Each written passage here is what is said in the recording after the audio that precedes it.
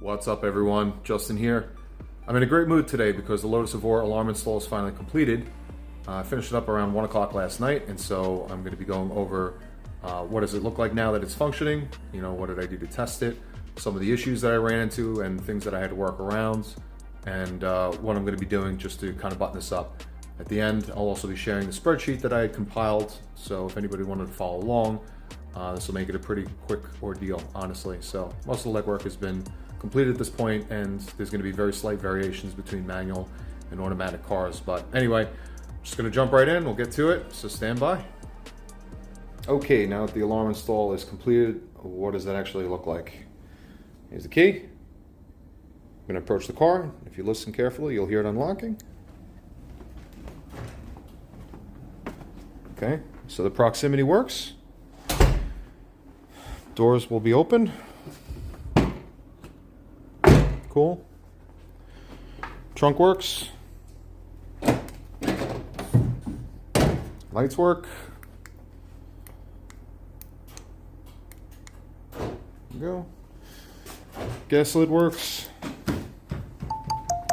And then you can climb into the car and you'll see that now that I'm authenticated, the start stop button will be highlighted red. Just like this. So I'm going to put the key next to me in the car. Hold down the clutch. So it's authenticated, it's blinking, it's ready to start. And you hold it. That's it. Good to go. Now if I had started it long enough, it would be running. And this is in the gray state, so it's not backlit. And this is assuming that the car is actually on, which it's not. To normalize, I think you have to hold for 3 seconds. There you go. Now it's off. Back to red, which means authenticated, and could be started as soon as I, again, push in the clutch or brake switch. Okay, so that's it functioning. How was the alarm installed? Not too bad. Especially not for anybody that's going to be following along, because I did all the heavy lifting for you by analyzing all the circuits, all the diagrams, everything's already done. So we'll jump in and overview what the biggest challenges were.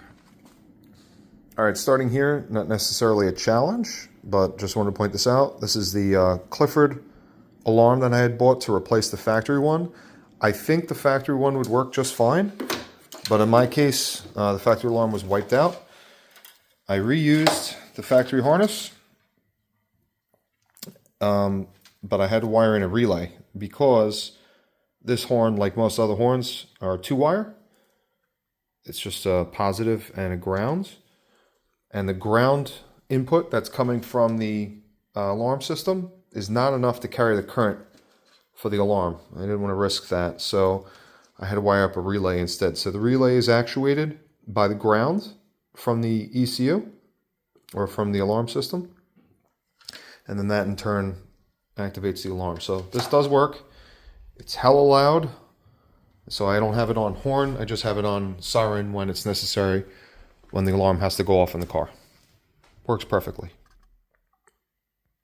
There's one button here that's for locking the doors while the car is running. So there is an auto lock feature that activates above 10 miles an hour when you drive in the car. And then this also allows you to manually lock the doors if you wanted. I couldn't get this to work. I don't know if it functions. It does backlight. It turns red when the doors are locked and the car is in the on position. But I have no way of proving that it works right now, nor the 10 mile an hour locking mechanism, because obviously the car is not driving. But it should be fine. We'll see. I made an earlier comment in one of my videos about the window constantly rolling down every time I opened it. That's by design, turns out. The door switches are built into the door latches, and with this not knowing what the position is of the window, because I don't have the switch in and effectively the mechanism didn't learn the positions, which you have to basically program in a sense, by rolling the window all the way up and holding it for 2 seconds. That'll max it out so it learns that limit, and then you go to the bottom, hold it down for 2 seconds, it'll learn that limit. Since that wasn't done, it doesn't know where it is, but when you open the door with the battery freshly connected, it's going to assume that it's at the top, and it's going to drop it a little bit. You can actually see the line where it's going to drop for whatever reason. I guess because this thing sat with it at that position for an extended period. But anyway, it'll drop that mount. Since it doesn't know what the top is, and I never rolled it up because I don't have the window switches in, it just continues to drop every time I open the door after reconnecting the battery, which is fine, but you know, it's going to be like this until I get the switches reinstalled and it learns the limits and the battery is connected for a longer period of time. It is what it is. The important thing here is the door switch functions as it should, and it works just fine as a negative input into the alarm. If you're going to be working on your car with the battery connected and trying to start it, but you don't actually want it to start, I'd recommend pulling a fuse. That's fundamental to the operation of the engine. In this case, I pulled the R2 fuse right here. It's a 7.5 amp as pictured, and that is for the fuel injectors. So with this pulled, the fuel injectors will not get any power. Thus, the car will crank, but the engine will actually not start without fuel. Okay, dip switch and jumper settings on the iKey. If you look at this side, you got 5 dip switches here, and they are in order from left to right. It goes passive keyless entry, alarm, door lock, horn, and dome delay. You really need to consult the manual to figure out which one's going to work for you. In the default setting, I think all of them are set in the up position except for 4, which is for the alarm or horn. And I had to switch that up so that it wasn't extremely loud with the siren that I had chosen. But yeah, check those out in the manual, make sure that that's going to work. And then if you look at the jumper settings in between these two connectors, the top one is for the brake and the bottom one is for the door trigger. The leftmost position means that it's a ground input. So because of the way that I wired in the clutch safety switch, you know, to determine when you actually have the clutch down, that's a grounded input, so that is negative. If you use the brake or something else, you might need a positive trigger, so you could change those settings around as you see fit. Worth noting, if you make any dip switch changes or the jumper setting changes, they ask that you power this off. I guess it's so you don't short anything out or whatever. And then last, I don't know where it is. I think it's kind of pigtails in. There's an ability to add a GPS module to this. It's a 4G GPS. I considered that. The price is actually pretty good, but I'm going to go with a separate unit that doesn't rely on this. They also do have the ability to do relay, so you could do a starter kill as an output of the GPS unit. So another opportunity to do anti-theft, layered anti-theft. On top of this, you would have the GPS unit that you could control remotely that could also kill the car wherever. You could incorporate into geofencing, so when it drives outside of a certain region, it kills the car. You get what I'm saying? So some opportunities there. They make self-contained units, and they also make ones that you could hardwire in, so you could just grab any power and ground off your harness and then put in a GPS unit, or you could have one that uses batteries and essentially put it anywhere in the car, especially since this thing is fiberglass. You could hide it, you know, under the clam, you could hide it in the trunk, wherever. You could have multiple units, so definitely an opportunity there for somebody that wants to have GPS tracking on their car for security purposes. And this is the spreadsheet that documents all the connections that were established. If you look through it, you have the legend, so you kind of describes what everything is. The original factory alarm system, the auto watch, and now the digital guard dog one. On the way on the left shows the iKey connections, colors, then their corresponding auto watch connectors that were reutilized, as well as a description and any install notes. So pretty detailed here. It should be self-explanatory. And don't use this recording. Definitely consult the description for the URL. That's going to be a dynamic document. So if there's any changes I need to make, I'll make sure to update it there instead of this static video. So hopefully that helps. Okay, here we are at the pedals. This is the first challenge that I had, which was getting a viable input to start the car. If you look up, you'll see that I have a switch. It's mounted over here for the clutch, and you can actually hear it ever so slightly. And basically what's happening is I couldn't use the clutch sensor because it's a potentiometer. So it doesn't output either 12 volt or ground. It outputs a varying voltage, which kind of sucks. And the brake input, it's got a normally closed and a normally open switch, but the normally open one closes to 12 volts, but it wasn't usable because it was floating at 6 volts, and that was upsetting the alarm. And the normally closed one is normally grounded. And so, you know, you want the alarm to actually go to ground on input, you know, so basically that would think that it was always on input and the car would always want to start. So couldn't use the brake, couldn't use the clutch. I used this micro switch. It's a waterproof one. I drilled it into the bulkhead, or drilled through it and bolted this in with 2mm bolts, which were a pain, as I'm sure you can imagine, just getting it up there, but it's Loctite in place. It's not going anywhere. And I passed the wiring through right here.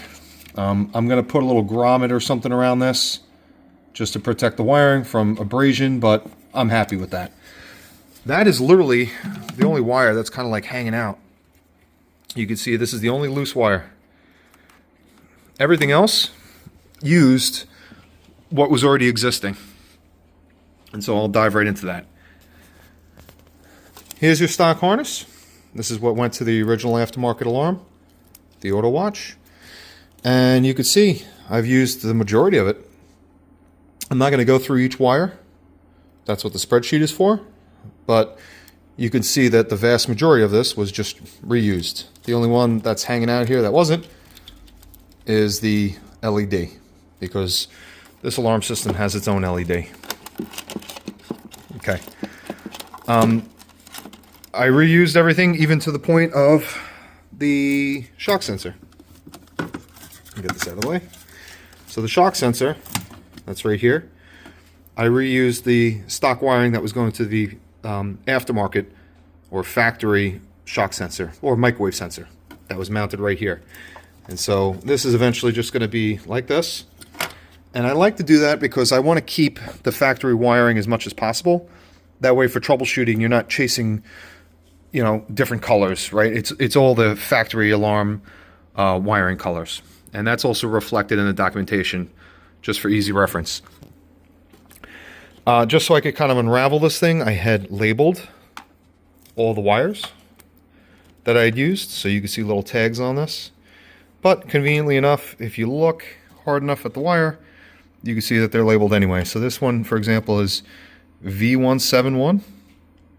And in the drawings, the service notes, it's an M171. I don't know why they did that, but whatever. That's just what it is. Power source was back here.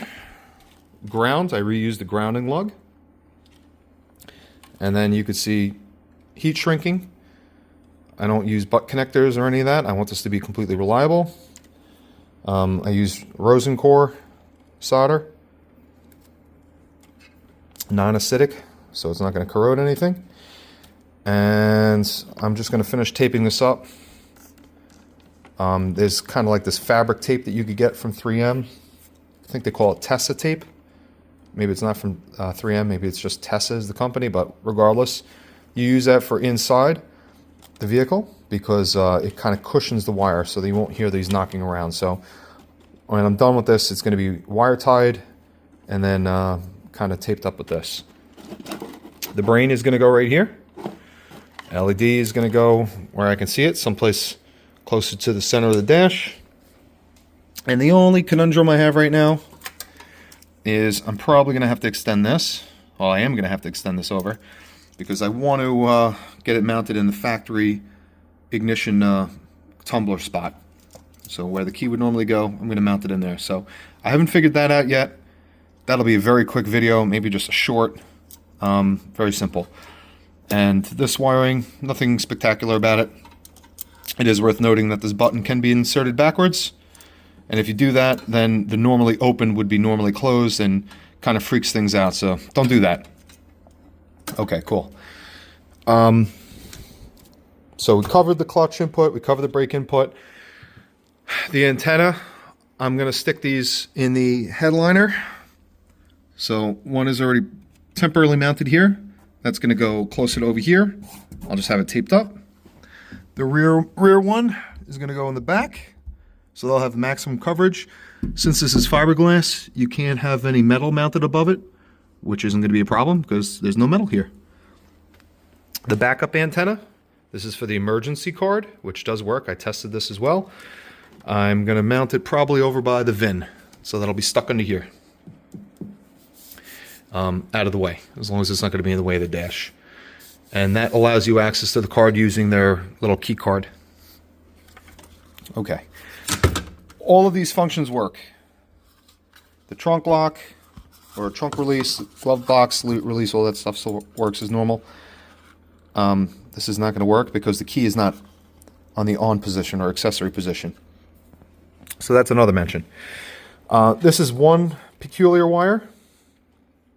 You have this pink M142, and this yellow one is, so you get it, M143. Okay, fine. This is coming from ignition 1 off of the new alarm system. Ignition 1 is basically, accessory 1, which is basically you press the button and it gives power to the accessory circuits. The pink one is actually key in. So there's a micro switch, I guess, in the tumbler. So when you put your key in, this circuit gets powered. I believe it's just the radio, the glove box light, basically very minimal circuits. Okay, so that's if you have your key in, but not actually turned. The accessory one is the yellow one, and that gives power to the rest of the stuff like your power windows, you know, whatever, your accessory circuits. Not ignition yet. That's important. All right, so that's accessory 1. I combined these two circuits with the one wire. So basically, pushing the button once is going to energize those. It works great. The alternative would have been to do accessory 1 and 2, but it was overcomplicated for no reason. So I just have key in and accessory powered off of that. Ignition itself is powered separately. I believe that's the green wire here. And then the white wire is for the starting relay. Starting relay, this is another important thing. This is M146. If you can see it, it's a white wire with a red stripe. That is fed from your tumbler, or the ignition switch at the end. Okay, it's this wire right here. That sends the signal to start the car. All right, if you have this alarm system installed and you left this installed, you didn't remove this plug, and you didn't cut the wires, then this is still hot wireable. So people could just come in here and manually start your car by hot wiring between ground to ground. I don't want that. So I severed this one connection. So that basically stops the car from being stolen, but I left a loop on here so I could reconnect it if I wanted to ever bypass this in the future. Another thing worth mentioning is the starter kill and fuel cut kill immobilizer circuits that were severed by the factory alarm system. You have to rejoin those. So you basically just connect them. This says to kill because I'm not going to just be rejoining these. I'm going to run it to a manual switch somewhere. Now you could get really creative. You could do a toggle switch. You could do a microwave switch. You could do a Z-wave switch, an NFC switch, whatever. It is literally just limited by however creative you are, and you could hide that pretty much anywhere. So this, I'm going to hide someplace, and that is going to be still an immobilizer for my fuel. That's going to be an extra layer of security on top of the iKey. Cool. And that's basically it.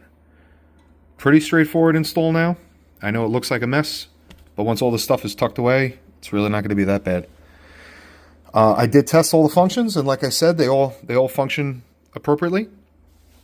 The only wire that I did not connect here that's also hanging out is this white and black wire. This is auxiliary 2, so you can program it to the remote. The other one I programmed, auxiliary 1, was going to the gas lid, so I could open up the gas lid from the key fob. And then the rest of the wires that were here, I depinned. So you can see there's a lot of stuff missing just to simplify the install. So I didn't have a bundle of wires just hanging out. That was all intended. And I have a big old box full of stuff that I pulled out of the car. Right down there. Trying to keep it neat. So that's basically it. I did have problems with the trunk not releasing initially, but it turns out I wasn't operating it properly. So if the car is not on and you hold the trunk release, it works just fine, regardless. If the key is on and you press the trunk release, it'll just click unless the e-brake is up. I didn't realize that because I've never owned this car, technically. I've never driven it. So, e-brake up, that switch is satisfied, and now the trunk release will work. Alright, cool. I don't know why the relay clicks when the e-brake is down. Just kind of seems strange. I would think that the signal just wouldn't get there at all, but hey, whatever. That works now. I actually had to cycle the trunk a bunch of times. The actuator was kind of stuck, despite the fact that the relay was clicking, and then it just suddenly started working. So great. The last issue I ran into was with the antenna. So the range, when I was trying to auto lock, it wouldn't work. And that necessitated buying a new battery. So I went to my neighborhood Advanced Auto and got a diehard AGM H6. With the new battery, everything works as expected. So that's pretty much it.